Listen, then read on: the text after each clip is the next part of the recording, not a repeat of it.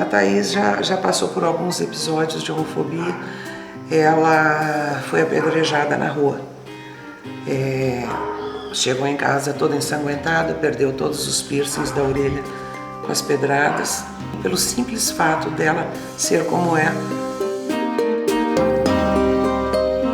Eram 4 guris, e aí já me deram um chute na perna, me deram uma voadora no peito e meus óculos caíram, quebraram tudo. Ele ficou mandando eu ficar na posição e começou a me enforcar, entendeu? Não fiz nada, ele nem triscou em mim, entendeu? Nem triscou. O negócio dele era matar.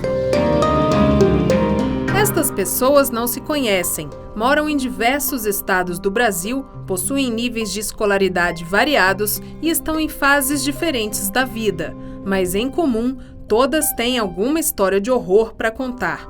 Histórias que engrossam as estatísticas da intolerância, do preconceito e do ódio. Histórias de homofobia. Encontrei um amigo meu e a gente se beijou. A gente ficou ali nas escadas mesmo. Ele desceu e eu subi, só que como eu subi sozinho, esses guris estavam lá em cima. E aí eles começaram a me agredir verbalmente de novo. Eu retruquei os xingamentos e aí um deles me atingiu com um soco na cara mesmo. As pessoas não se chocam ao ver o comportamento, sei lá, o beijo entre 2 homens, como também o beijo entre 2 mulheres. As pessoas se chocam com isso, mas as pessoas sabem que existe, sabem que é assim, sabem que faz parte da vida esse comportamento, né? Então, mas mesmo assim se chocam. Para mim parece que a gente está na Idade Média, de caça às bruxas, de caça às mulheres, de caça aos homossexuais também. A homossexualidade é o último grande mito do Ocidente e também do Oriente. O Goethe, esse grande escritor alemão, dizia: a homossexualidade é tão antiga quanto a própria humanidade. E ela é universal.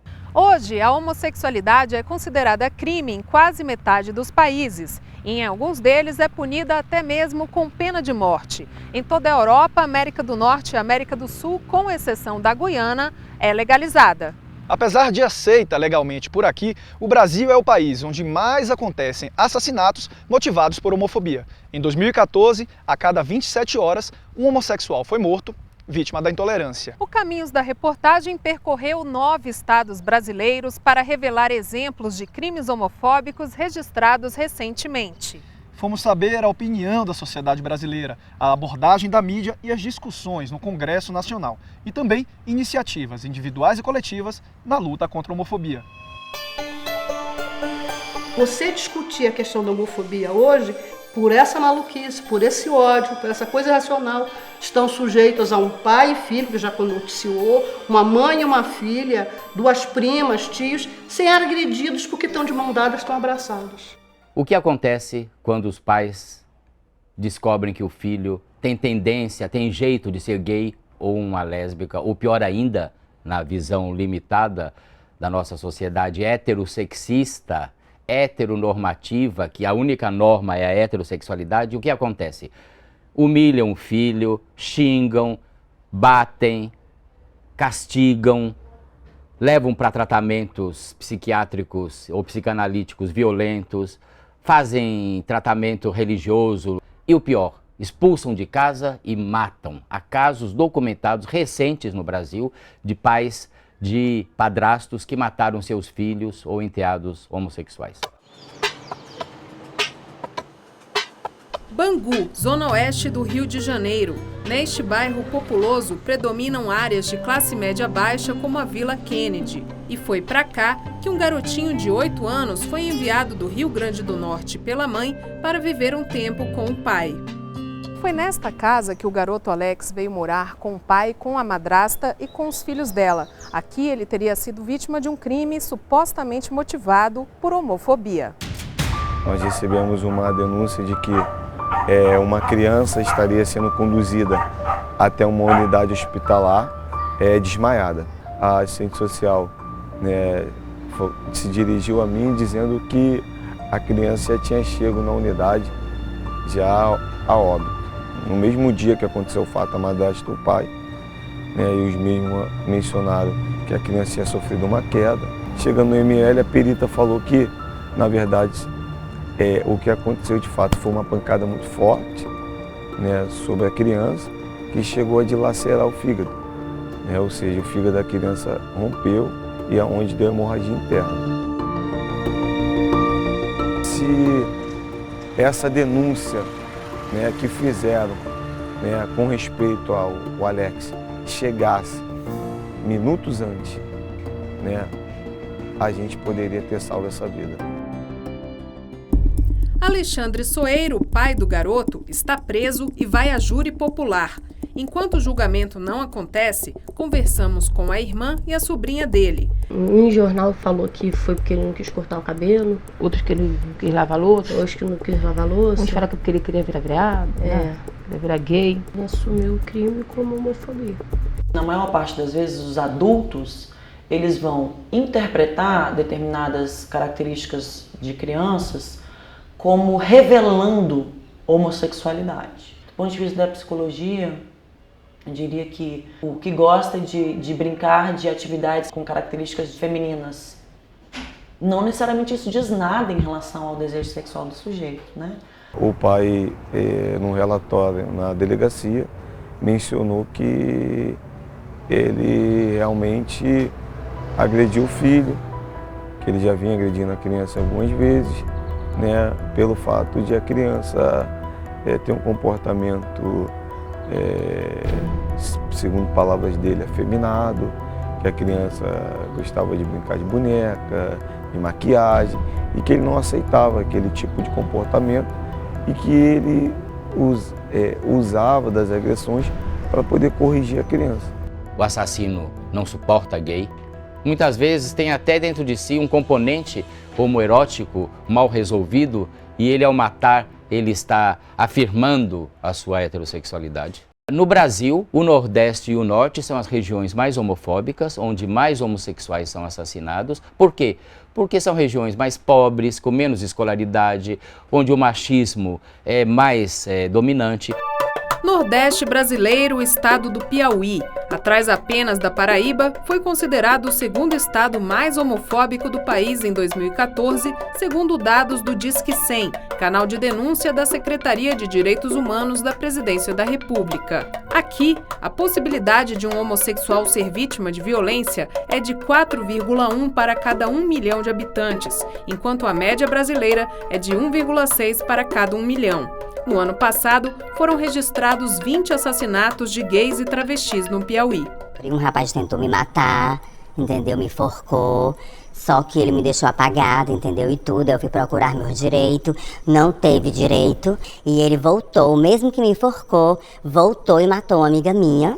O requinte de crueldade é uma característica, eu diria que é talvez a mais marcante dos crimes de ódio, dos assassinatos que ocorrem e que tem como vítima LGBTs. Há casos de assassinato em que a vítima tem os seus órgãos genitais retirados, como foi o caso de um assassinato de uma mulher bissexual aqui também. O número de ocorrências homofóbicas é tão alarmante no Piauí que motivou a realização de uma audiência pública na Assembleia Legislativa do Estado em março de 2015. Se ela vai procurar trabalho, o mercado não aceita, não acolhe, não recebe essas pessoas por elas serem travesti, ou não nos recebe por a gente ser travesti. Então, ou você faz um curso de cabeleireiro para ser cabeleireira, ou vai se prostituir porque a rua é pública. Se bem que muita gente até isso ainda tentam, né? Agredindo, violentando, espancando, tentando proibir de todas as formas que a gente exerça uma coisa que é a única coisa que nos resta. Para evitar crimes contra a comunidade LGBT do Piauí, a Delegacia de Direitos Humanos tem feito rondas noturnas. Nelas, os agentes conversam com travestis, transgêneros e com os profissionais do sexo sobre as ameaças que estão sofrendo. Quando o travesti chega à delegacia de polícia, ele é maltratado. Há inúmeros relatos nesse sentido. Ele sequer consegue falar com a autoridade policial. Nessa convivência com esse grupo na rua, eles me dizem: delegado, eu não consigo falar com o senhor. Atitudes homofóbicas vindas de autoridades policiais são uma reclamação comum da comunidade LGBT em várias partes do Brasil, como nesse caso registrado em São Bernardo do Campo, na Grande São Paulo. O camarada foi pego em flagrante, teve testemunha, teve filmagem, teve a câmera que filmou tudo e mesmo assim o cara foi liberado e está respondendo apenas como um crime de agressão. Nós tínhamos uma boa convivência, só que depois que ele descobriu a minha homossexualidade, ele mudou totalmente comigo. Com os elementos trazidos ao delegado de polícia que estava de plantão, ele entendeu por bem registrar inicialmente como lesão corporal, baseado no quê? Na versão dos noticiantes, que eram os guardas municipais, baseado na ficha de atendimento médica e baseado na própria versão do acusado. Estou sabendo que ele é homossexual pelas declarações que ele deu na mídia, que até então eu não sabia. Ele era meu vizinho, nós tínhamos um convívio tranquilo, até então, onde ele começou a reclamar da minha música, que incomodava, que era isso, aonde se deu todo o desenrolar dos fatos. Quando eu cheguei, entrei aqui dentro do condomínio, estava ele e a esposa dele bem na frente do prédio. Aí eu pude ouvir ela falando assim, tem certeza que é isso que você quer fazer? Aí ele falou assim, tenho. Ela falou, então vai lá e faça. Nisso eu já adentrei o prédio e quando eu dei o sinal para o elevador vir, né, eu só sentia a facada nas costas. Aí quando eu olhei assim, eu vi que era ele, né? Aí ele apontou a faca para mim e falou assim, isso é para você aprender a não bater de frente com um homem de verdade, seu viado. Agora você vai morrer. E depois disso eu comecei a gritar socorro. O zelador estava passando, para minha sorte, o zelador estava passando na frente do prédio e segurou ele e tomou a faca dele. Ele está tentando fazer a versão dele, transformar essa agressão em homofobia que não existe. Quando ele chega no elevador, ele é agredido, né, pelas costas pelo Wanderson, né? Em seguida, o Wanderson dirige algumas palavras, né, com relação à orientação sexual diretamente. Isso leva a crer exatamente que se trata de uma intolerância à orientação sexual, tá? A homofobia em si. Existe uma falha enorme do Estado. Do Estado de que maneira? Melhor capacitação dos agentes de segurança pública para descrever os casos de homofobia e de transfobia também. Se eu fui esfaqueado dentro da minha própria casa, dentro do condomínio onde eu moro, imagina na rua.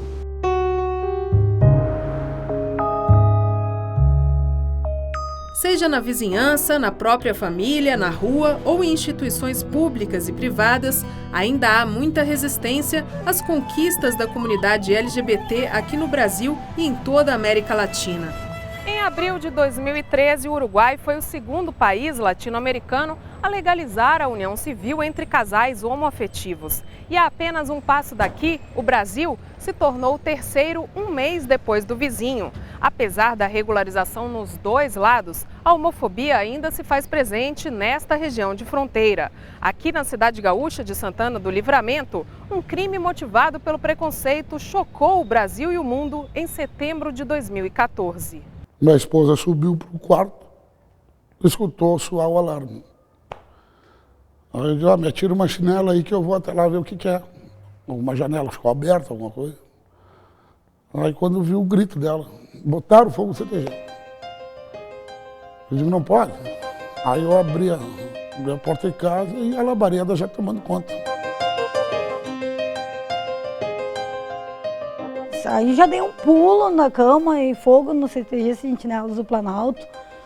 Aí eu baixei correndo, que a gente ensina o jornal local. Aí eu baixei correndo, peguei, quando eu pego assim o jornal, aquele fogo na frente, fogo assim. Aí eu acordei só, apavorada. Meu Deus, colocaram fogo. Aí foi aí que eu fiquei com medo. A entidade CTG é para valorizar a família. E a família começa com o casamento.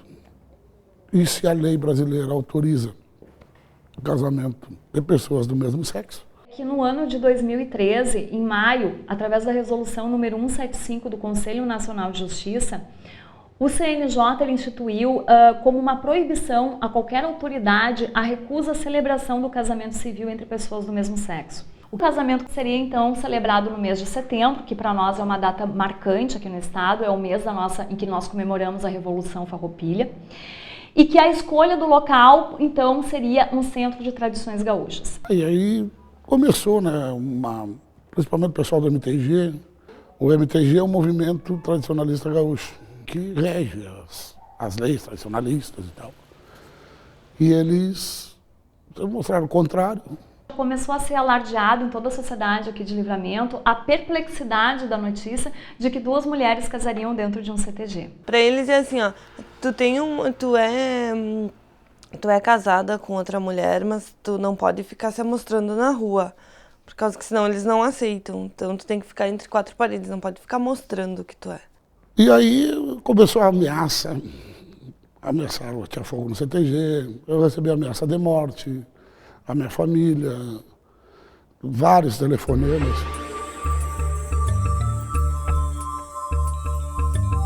E foram encontrados no local garrafa, onde mostrava toda a que seria a fabricação do coquetel Molotov. Depois da gente conseguir reunir testemunhas, elementos, perícias, e não chegamos à conclusão quanto à autoria, nós encaminhamos ao judiciário sem o indiciamento de ninguém.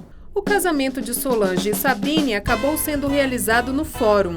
A gente nunca imaginou que ia ser tudo, essa polêmica toda. Eu nunca imaginei ter casamento. Eu nunca imaginei que eu ia estar no New York Times. Quando eu cheguei ali no fórum, que eu estava entrando, eu olhava assim, não via ninguém. Quando eu via minha avó, senti uma coisa tão boa, não sei me explicar, entendeu? Mas assim, foi uma coisa tão boa ver ela ali. Por causa que, para mim, foi maravilhoso. A aceitação que teve da minha família. O prejuízo maior foi afetivo, foi emocional. Faria tudo de novo.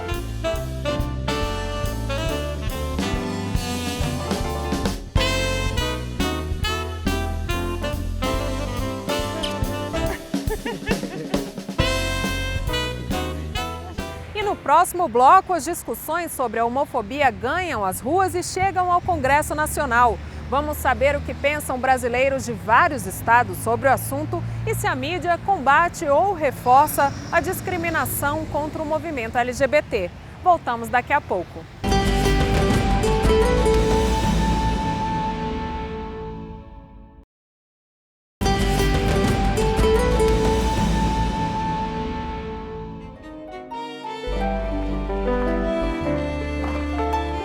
Há registros históricos desde 5.000 anos antes de Cristo que mostram o amor entre 2 homens ou o amor entre 2 deuses, o que confirma que não é uma invenção recente a homossexualidade. 64% das sociedades humanas aprovam, aceitam, convivem bem com a homossexualidade e apenas 36% não aceitam, são homofóbicas. Em 2013, o Instituto Americano Pew Research Center, que faz sondagens de opinião em todo o mundo, entrevistou quase 38 mil pessoas em 39 países. O resultado foi a maior aceitação da homossexualidade na América do Norte, na União Europeia e na América Latina. Os países predominantemente muçulmanos, parte da Ásia e da África e a Rússia rejeitam. No Brasil, 60% da população aceita a homossexualidade, contra 36% que são contrários a ela. O tema ganha cada vez mais espaço na mídia e na sociedade brasileira. Não sou contra porque eu tenho amigas que tenho amigos que são, entendeu? Então, não tem nada contra não. Eles sendo felizes, eu também vou ser feliz. Eu acho que a gente atualmente não está preparado para isso. A sociedade não vê como normal, as pessoas não veem como normal e eu admito que eu não vejo completamente como normal, mas acho que é uma coisa que deva ser trabalhada porque todo mundo tem o direito de fazer o que bem entende, o que bem quer. Não, contra isso não tenho preconceito a nada, graças a Deus. Apesar que na minha família não tem, né? Mas tem casos que outras famílias têm. Mas eu dou graças a Deus que na minha família não tem. Não tenho nenhum preconceito em questão a isso. Para mim, eu respeito, cada um tem a sua opção sexual. Eu acho que, como qualquer cidadão, todo mundo tem que respeitar, tanto de um lado quanto de outro. Não tinha nenhuma política pública no executivo, não se falava nada no judiciário e não tinha nada no executivo. Então, nós não tínhamos nenhuma parada LGBT, não tinha nenhuma parada gay. E hoje nós temos programas governamentais, nós temos leis que são discutidas, mesmo lei contra a gente, e nós temos os nossos direitos garantidos dentro do judiciário. Eu penso que há mais crimes de ódio, há mais violência, pelo menos ela está mais pública hoje, mas também vejo que a sociedade brasileira já está tratando do tema de forma mais transparente. Nas revistas, nas novelas, no público. Eu sou de uma época que travesti não era considerada nem gente, que travesti só ocupava os meios de comunicação como manchete de violência, como vítima de violência, de crimes bárbaros, de chacota, de deboche. Hoje não, a gente já vê a imprensa procurar a gente, mas ainda é muito além da nossa realidade, porque o preconceito, muitas vezes, ele está nos órgãos sim, mas também ele está na rua, nas pessoas. E as pessoas, elas faltam ser conscientizadas, elas faltam ser educadas a respeitar as pessoas. Eu não vou dizer nem que aceite, que a gente não quer que nos aceite, a gente quer que nos respeite. Hoje em dia eu acho que a gente já evoluiu muito, assim. A gente tem a Fernanda Montenegro e a Natália Timber fazendo um casal de idosas lésbicas numa novela. A gente já teve... É só você parar pra pensar, há 15, 20 anos atrás, naquela novela Torre de Babel, tinha um casal de lésbicas. Elas morreram na explosão do shopping, o público não aceitava. E aos poucos as pessoas começam a ver aquilo de uma forma natural, né? Sem se chocar tanto com aquilo, né? Alguma coisa lá em 98 foi absolutamente rejeitada e hoje já não é mais. Isso é bacana, né? Porque você pode evoluir com isso, né? As novelas, isso é estudo científico feito, elas ditam moda, ditam regra e ditam tudo aquilo que os seus autores e aqueles que estão por trás da grande mídia querem. Aí entra uma novela como essa, no seu primeiro capítulo colocam duas anciãs de mais de 80 anos dando um beijo gay, um beijo lésbico. Fere completamente o pensamento de uma nação que é conservadora. A novela tem essa função. A dramaturgia, em geral, tem essa função de retratar coisas similares às da vida normal. E tratando isso, fazer as pessoas refletirem sentadas, né, no conforto, como que eu agiria nessa situação. Que bom se todos os problemas do Brasil fossem beijo. A gente tem que se preocupar com um problema sério, com o abuso das drogas, com o abuso do crack que nós estamos aí, com os assassinatos da população, da juventude negra, com feminicídios, sabe, das mulheres sendo mortas por questões de honra. É isso que tinha que ser protesto. Agora, um beijo entre Fernanda Montenegro e a Natália Timber, se isso é problema para fazer protesto. E lésbicas da terceira idade ainda são mais discriminadas, não só porque elas viveram num período de extrema repressão, como não tem um estímulo, né, para que saiam do armário e vivam a plenitude da sua consciência cidadã como homossexuais. 90% dos brasileiros se intitulam cristãos e todo cristão sabe que a prática homossexual é contrária à natureza que Deus criou no mundo. Aí vem uma novela e no seu primeiro capítulo joga isso para quê? Para vender o folhetim? Para atrair a mídia? Para fazer o povo assistir e ficar colado? Para doutrinar os nossos filhos? Foi ridículo. Por quê? Por causa que tem muitas crianças, né, que assistem, né? E também já mudou o jeito agora. Não sou contra a beijo de homem, mulher, não sou contra, mas o horário é muito puxado. Muito feio. Sem graça, não tem graça para nada, tem ofensa os outros velhos. Eu acho que quem não gosta, não assiste, é simples. Eu acho a reação exagerada, a gente tem coisa mais importante para preocupar, acho que é política principalmente. De 1998 até 2015, a homossexualidade ganhou espaço nas novelas brasileiras, com personagens como o blogueiro Theo Pereira de Império. guarde, querido, me guarde. No começo teve um pouquinho de rejeição, mas de repente as pessoas vão aceitando. Às vezes as pessoas têm medo de que seja exemplo para um filho, por exemplo, né? Meu filho menino não pode ver isso porque vai ser influenciado, digamos, né? Quando na realidade não é por aí que a coisa acontece. As pessoas hoje acham chique ser gay, cool, né? Bem distinto, gay distinto, sem dar bandeira, sem parecer que é gay, né? Quer dizer, não era o caso do meu personagem, né? O meu personagem não estava nem aí se achavam que ele era gay ou não. Tudo sobre Cláudio Bolgar. Um outro blogueiro, né? Blogueiro, que era a profissão do personagem, se sentiu incomodado, talvez, de ter o personagem retratado daquela maneira. A mídia mais desrespeitosa é essa mais sensacionalista, que se diz mais popular, que faz qualquer coisa para vender jornal, sabe, para ter audiência. Então são esses programas de televisão e mídia impressa que são muito, né, trabalhando nessa lógica do sensacionalismo, né, de tirar, explorar a miséria alheia, a situação de vulnerabilidade das pessoas. Nós tivemos agora recentemente em Salvador o assassinato de um bailarino do balé folclórico, uma pessoa muito conhecida, né, muito respeitada no meio artístico e tal, e que abalou muitas pessoas. E aí dois jornais aqui da Bahia fizeram uma manchete assim: matador de bailarino dança no recôncavo, porque ele foi preso no recôncavo da Bahia. E por que isso é uma coisa problemática, essa manchete, né? Porque é desrespeitosa, né? Porque não leva em consideração a dor dos outros que estão envolvidos nisso, né?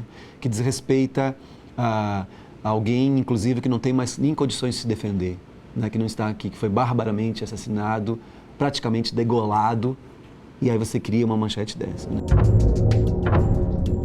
Essa manchete foi uma ironia involuntária, tanto que a gente pediu desculpas a quem se sentiu ofendido. O fato foi coberto com muito respeito. Em nenhum momento a gente, na cobertura desse caso, a gente fez a ilação de relacionar a opção sexual do bailarino com a morte, em nenhum momento. Então, qual é o grande problema desse tipo de cobertura? Esse tipo de cobertura colabora com uma violência simbólica que é histórica para com as pessoas LGBTs, que no fundo, autoriza determinados crimes. Em nota, o jornal Massa ressaltou que o fato de usarem linguagem informal para tratar de assunto sério não significa desrespeito. Dentro do estilo popular, o jornal teria celebrado tanto a prisão do assassino quanto o alívio dos amigos e familiares do bailarino Reinaldo. O jornal afirma ainda que é o único a reservar uma coluna semanal ao movimento LGBT. A imprensa foi a maior responsável por esse caso ter tomado a dimensão que ele tomou. Isso a gente agradece assim, imensamente a imprensa inteira, mas eu acho que tem que se ter um certo cuidado com essas situações, principalmente porque envolve sentimento, envolve emoção, envolve família. Hoje nós temos vários jornais, grandes jornais, que colocam eles citam o nosso manual de comunicação LGBT como seus manuais de redação. A gente consultou acadêmicos, a gente consultou as origens dos termos, tal, explicando tintim por tintim para que as pessoas possam se expressar de forma legal. Por exemplo, falar homossexualismo. A palavra correta seria homossexualidade. Nós não gostamos, não é opção sexual, é orientação sexual. Não é o travesti, é a travesti. São coisas tão, parece simples, mas para nós é ofensivo. Eu não posso cobrar de uma pessoa que fala seu canal é de viado, mas é legal, que ela saiba tudo isso, porque ela é vítima da mesma sociedade machista, homofóbica, paternalista do que eu, assim. Então, acho que a gente tem que educar as pessoas. Não adianta jogar pedra também, ficar chamando de homofóbico. Isso também não vai levar a lugar nenhum.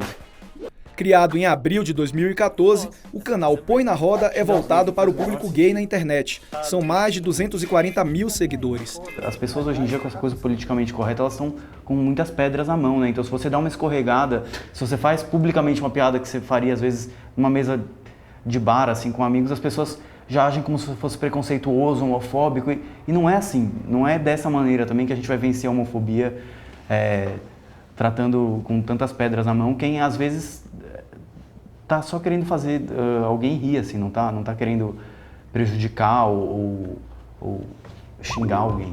Fazer rir pode ter sido o objetivo de um jornal de Roraima em abril de 2015, mas a simpatia para curar a homossexualidade por meio de surra no que chamam de sofrente desagradou o movimento LGBT do estado. Eu acho que reforça aí muita homofobia. Quando ela diz que crianças e adolescentes que estão na puberdade para uma adolescência LGBT podem ser consideradas curadas depois de passar por castigos.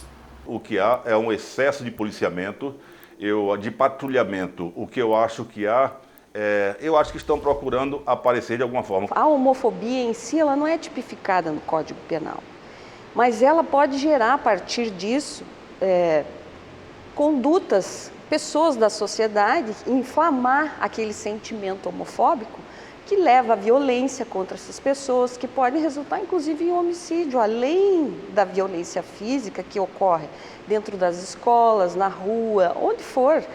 Esse é um tipo de assunto que é difícil da gente conversar, porque tem as leis que protegem e tem processo. A coisa que eu tenho mais medo do mundo é de um processo. Então eu prefiro não falar mais. Sente até medo de dar sua opinião. Eu tenho medo. A homossexualidade é um fenômeno de comportamento. Se é um fenômeno de comportamento, até por isso o movimento homossexual chama de orientação. Se é uma orientação, pode haver uma desorientação, bem como uma reorientação. Não é por aí que a coisa acontece, né? A coisa acontece dentro da pessoa, né? E já vem, né? Já vem, não é de fora para dentro, já vem de dentro para fora. Em 2011, o deputado João Campos lançou o projeto 234, que revogava uma determinação do Conselho Federal de Psicologia de proibir o tratamento e a cura da homossexualidade. A proposta ficou conhecida como cura gay. Como não é genético, como não foi provado cientificamente que a pessoa nasce assim, ou seja, é um fenômeno de comportamento, o Brasil é o único país do mundo onde o psicólogo não pode ajudar a pessoa que não quer ser. A pauta conservadora está crescendo, sim, está se manifestando em vários aspectos, mas por aí transita da visão conservadora para o ridículo, para o risível e, sinceramente, a sociedade, se ouvida a respeito, não há de concordar com esse tipo de bobagem. Em 2011, o governo federal propôs o kit Escola Sem Homofobia. A cartilha contava com vídeos para educadores se capacitarem na discussão sobre gênero e sexualidade em sala de aula. O material ganhou o apelido de kit gay. As criancinhas de 6, 7 anos de idade não podem ter acesso a esse tipo de material que o governo ainda quer impor. A escola é lugar de você aprender física, química, matemática, biologia, coisas que vão te dar meios, né, de você ser alguém no mercado de trabalho. O material que compunha o projeto Escola Sem Homofobia, o material didático, ele foi precedido de uma pesquisa feita em escolas que diagnosticaram como é que estava a situação do bullying homofóbico. Essa violência que ocorre nas escolas, além de vitimar os meninos e meninas, é uma das razões da evasão escolar. Então era uma política pública de combate à evasão escolar. Diante das pressões, o kit e o projeto não foram levados adiante.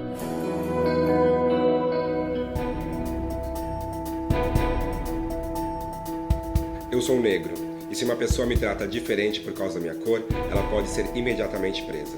Eu sou descendente de japoneses e tenho assegurado por lei o respeito à minha etnia. Sou testemunho de Jeová e tenho assegurado por lei o respeito à minha religião. Eu sou mulher. Se alguém me agride, eu recorro à delegacia da mulher. Mas eu também sou gay. Mas eu também sou lésbica. E se alguém me ofende, por conta da minha sexualidade, eu não tenho a garantia de uma lei específica que puna esse agressor, sendo que eu fui igualmente agredido. O que a gente quer não é privilégio, é que a homofobia tenha o mesmo tratamento de racismo. Foi pensando nisso que, em 2001, a ex-deputada Yara Bernardi apresentou um projeto que equiparava a discriminação por orientação sexual e identidade de gênero ao racismo. Em 2006, o projeto chegou aqui ao Senado, tramitou por mais 8 anos e, pelas regras, foi arquivado, após muitos debates e pouco consenso. No Senado, o conservadorismo, as igrejas, principalmente as igrejas fundamentalistas, elas trabalharam com a questão como se isso fosse uma interferência no seu trabalho religioso. E nós nunca tratamos desse assunto no debate do projeto. A questão da religião nunca entrou. Nós éramos contra as formas de violência, de discriminação que pautavam muitas vezes nas igrejas a vida dos homossexuais. Hoje em dia, se uma pessoa for assassinada ou espancada, tem as circunstâncias agravantes, motivo fútil. Alguém bateu em alguém só porque é homossexual. É motivo fútil, agrava a pena. Assim, existe todo o nosso Código Penal é voltado para isso aí. O que eles querem é superpoderes. A lei, ela precisa existir porque existem muitas violações em torno desse marcador preconceito homofóbico, e para isso a lei ela tem uma função simbólica importantíssima para agregar sentido ao ato de violação. Eu acho que não precisa fazer lei, é só respeitar as que já tem. A Constituição, por exemplo, dá o direito iguais para todos, só respeitar as que já tem. O que a gente está discutindo não é se isso vai se tornar um crime ou não, já é crime. O que a gente está querendo é chamar a atenção da sociedade brasileira para o fundamento dessas violações. O fundamento é a homofobia. E depois do intervalo, exemplos de homossexuais que superaram obstáculos do preconceito e também iniciativas individuais e coletivas na luta contra a homofobia.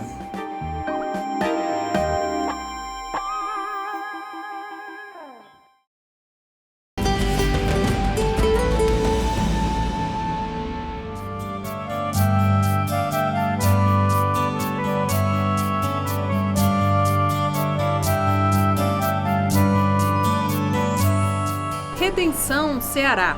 O município, a 55 quilômetros de Fortaleza, recebe esse nome por ter sido a primeira cidade brasileira a libertar todos os seus escravos em 1883. Hoje, o pioneirismo de Redenção se rendeu também à luta do movimento LGBT.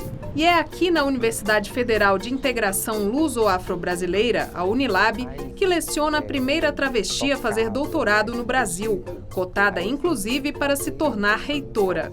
Viemos conhecer a história de Luma Andrade. Eu venho do município de Morada Nova, interior do estado do Ceará, onde eu iniciei realmente os meus estudos. Que tipo de preconceito você enfrentava dentro da escola? O que aconteceu com você? Eu não poderia utilizar o banheiro feminino, ao qual eu me identificava, porque os gestores das escolas não aceitavam. Eu não poderia utilizar o banheiro masculino, porque eu era violentada dentro do banheiro. E na hora que era denunciado para a professora, ela dizia, bem feito, quem manda você ser assim. E como eu não entendia o que estava ocorrendo, eu achava que eu estava fazendo realmente algo de errado e que se chegasse à minha família, eu novamente iria ser punida. Luma conta que viveu uma infância e uma adolescência de medo, dúvidas e solidão e encontrou nos estudos uma forma de resgatar sua autoestima e seus valores. Passou entre os primeiros colocados no vestibular de Ciências da Universidade Estadual do Ceará e depois foi aprovada no mestrado na Universidade Estadual do Rio Grande do Norte e no concurso público para professora do município de Aracati, no Ceará. Luma viveu muitas dificuldades no trabalho, mas nunca pensou que as maiores provações aconteceriam dentro do ambiente acadêmico. Já aprovada no doutorado, ela encontrou ali pessoas que sequer aceitavam dividir o mesmo espaço que ela. Foi nesta época que decidiu que seu projeto de final de curso seria sobre a situação dos travestis nas escolas. A proposta, claro, refletia um pouco da sua própria história. Poxa, ninguém escrevia sobre as travestis em outros espaços que não fosse o da prostituição. Então, aí o Conselho Estadual de Educação aprovou uma resolução que garantia o nome social de travestis e transexuais nos documentos da escola, e no tratamento dentro da sala de aula. Então, era um dispositivo importantíssimo, né? Então, a tese serviu também para fundamentar essa tomada de decisão. No final de 2014, já como professora da Unilab, a reitoria ficou vaga. E embora a universidade tivesse seus reitores indicados pelo MEC, porque tinha menos de 5 anos de funcionamento, um grupo de estudantes defendeu o nome de Luma para o cargo. Eu abro as redes sociais e está lá, né? Estampado, né? Estudantes da Unilab fazem movimento e estão indicando a professora Luma, né? E aí algumas pessoas conservadoras disseram, né? Não, mas não é pelo fato de ser travesti que deve ocupar esse espaço. E aí eu concordo, não é pelo fato de ser travesti.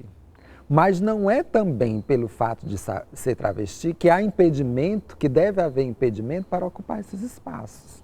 É por isso que politicamente eu me posiciono até hoje como travesti, para dar visibilidade a esses sujeitos historicamente excluídos. Eu poderia muito bem me posicionar enquanto transexual, tornar isso mais suave, mais aceitável, mas eu não quero isso.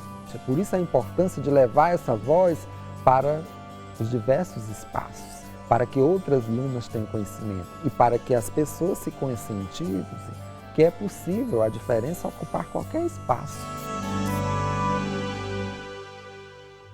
Saindo de Redenção, fomos até Itatira, que fica a 212 quilômetros de Fortaleza. Aqui, outra iniciativa no campo da educação tem como foco o combate à homofobia entre adolescentes. Mas desta vez, o movimento foi coletivo. Pessoal, boa tarde. Eu vou pedir para vocês virem aqui folhear um pouco sobre esses livros. Vamos lá, fica à vontade. Vamos lá, pessoal? Pode ficar à vontade, né? Os livros é do projeto. Dentro do nosso projeto também hoje é livros, mas nas próximas aulas a gente vai trazer filmes, documentários, tudo a respeito da diversidade sexual dentro da escola. O que vocês acham? Os homossexuais impõem alguma coisa para vocês? Não existe esse negócio de influência. Eu decidi ser gay por causa de influência dos meus amigos. Não existe isso mais em pleno século XXI. Se eu estiver andando mais um que é o Peter pelo outro lado, esse que dali vai ser viado do mesmo jeito. É um preconceito grande, porque o certo não era para ter esse excluído no meio deles, era para ser tudo igual. Pessoas assim, brutas, ignorantes, porque elas não respeitam os outros e por isso elas não agredem de forma física, mas verbal, que eu acho que é pior ainda. Por isso que é tão importante essa conscientização, que mesmo não tendo preconceito direto, tem assim, algumas pessoas que ainda ficam rindo, ficam criticando. E antes você já pensava assim ou agora que você está mais esclarecido? Agora, antes eu não pensava muito assim, agora depois dessas aulas o meu ponto de vista é diferente já. Se já insultam colegas dentro do colégio, fora vai ser pior ainda. Então essa atitude do professor é precisa para o colégio, porque vai servir para a gente, para tudo na vida. Desde 2012, a gente leva faz oficinas, livros, filmes, revistas, debates, todo o material que a gente possa encontrar que venha amenizar a homofobia, o preconceito dentro da escola. A gente teve a ideia de ir atrás, né? Ver se realmente pesquisou, se tinha autores que falavam sobre a homossexualidade. E tinha. Foi daí que a gente pesquisou, fomos atrás da editora e conseguimos esses livros para a escola.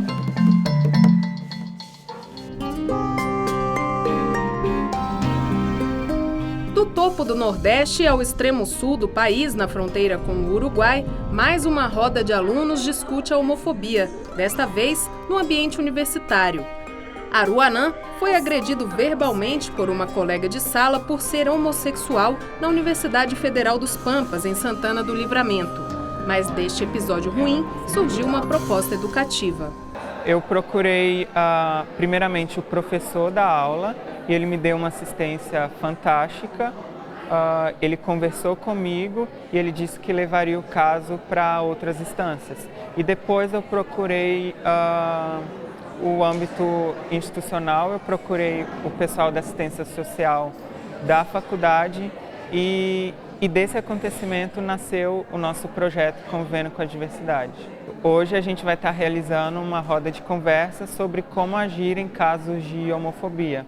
E uma das motivações foi esse caso que aconteceu comigo, infelizmente em âmbito institucional, e com um amigo também que aconteceu fora aqui da universidade. Estou aqui mais de 1 ano e meio e nunca tinha me acontecido nada.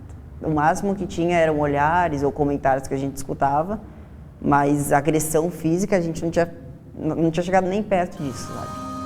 A conversa sobre homofobia na universidade contou com a presença da juíza Karine, que realizou o casamento de Sabrina e Solange. A união das duas quase foi impedida por um incêndio criminoso no Centro de Tradições Gaúchas, o CTG, onde se realizaria a união. Esses casais homossexuais, eles sabem, eles são conscientes dos seus direitos. O que acontece é uma repressão por parte deles mesmos de terem o exercício desse direito concretizado com medo dessa represália social que muitos deles sofrem. Quando as questões tomam uma proporcionalidade de polêmica e de confronto, como aconteceu aqui em Santana do Livramento, o Poder Judiciário tem que assumir essa frente e proteger esses terceiros, principalmente os casais homoafetivos. Por isso da minha postura proativa, por isso da minha postura de ir à frente da sociedade e de defender não só essas duas meninas que iriam contrair o matrimônio, mas de defender principalmente o direito de todos os casais do mesmo sexo de casarem onde quer eles tenham vontade de casar. Por todo o país, mais e mais pessoas formam grupos e engrossam a luta contra a homofobia. No Distrito Federal, conversamos com um grupo de mulheres conhecidas como Mães pela Diversidade. O que elas têm em comum? Filhos homossexuais e o repúdio a todo e qualquer ato homofóbico cometido no Brasil. Há 12 anos, eu fiquei sabendo que a minha filha é lésbica, a mais velha, Thaís. E naquele primeiro momento, a minha preocupação foi com o sofrimento dela, porque embora desde cedo ela soubesse que era diferente das outras meninas, mas ela não sabia em que ela era diferente. Eu tomei um susto muito grande de pensar que ela tinha vivido com esse conflito, com esse medo de contar para a família durante tanto tempo, sozinha. Eu ganhei muitos outros filhos com a saída do armário da minha filha. A gente ia na estruturação e tinha reuniões de pais e com outros jovens LGBTs que queriam sair do armário ou não. E a gente via isso que a Ângela falou, a falta que faz a família. E quando nós fomos ler e estudar sobre o assunto e a gente foi ver os índices e as mortes por LGBTfobia e agressões e as discriminações diárias a que eles são submetidos, eu falei, eu tenho que fazer alguma coisa, eu tenho que ajudar. A gente quer dar visibilidade para a voz das mães, né? Já que um dos argumentos que as pessoas mais fundamentalistas têm é de que não teve estrutura familiar, né? Como se isso fosse um desvio de caráter ou na educação deles. Uma criança negra que é vítima de racismo na escola, ela chega em casa e ela tem o apoio dos pais. Então o pai acolhe, o pai denuncia, a mãe, enfim.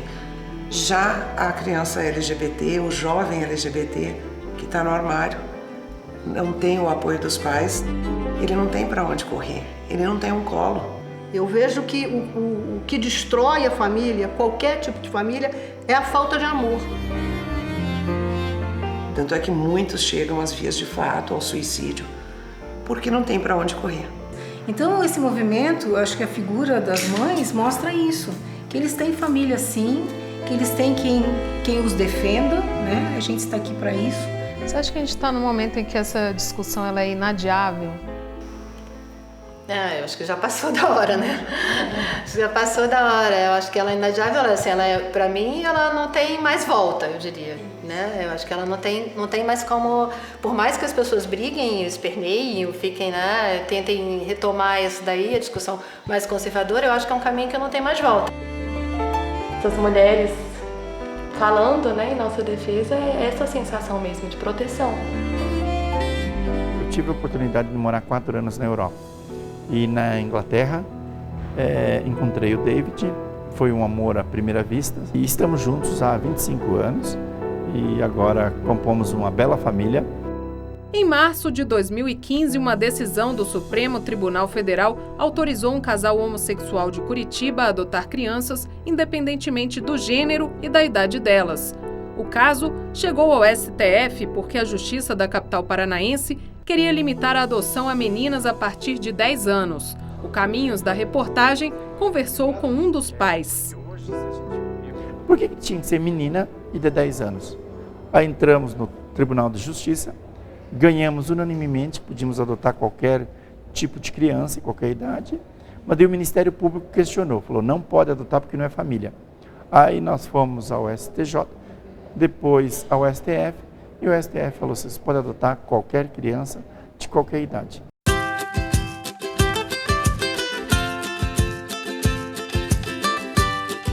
Sem problema na escola, meus filhos, modéstia à parte, estão indo muito bem na escola, não tem discriminação, porque eu fui na escola, quando é o dia das mães, eles dão um presente pra gente, e quando é o dia dos pais, eles dão um presente também, porque nós somos, eles falam assim, nós somos os pães, né? A mistura de pais com mães.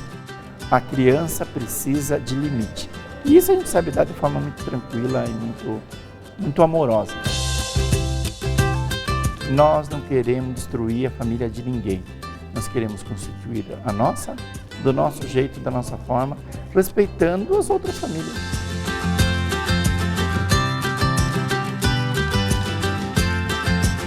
Os fundamentalistas falam que os homossexuais vão destruir a família, mas são as pessoas que eu conheço que mais querem família.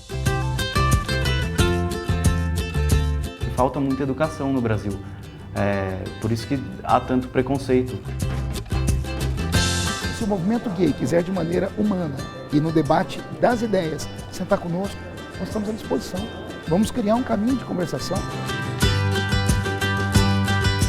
Considero isso uma ditadura dos comportamentos e dos corpos, né? Você tem que ser heterossexual dentro da nossa sociedade. Isso sim é uma ditadura. O armário tem mofo, tem traça, sufoca. É possível ser homossexual, ser gay, lésbica, travesti e ser respeitado. Onde há opressão, há resistência. E novas mentalidades vão, a duras penas, à custa de lágrimas, sangue, se formando. Isso é positivo, isso nos dá esperança.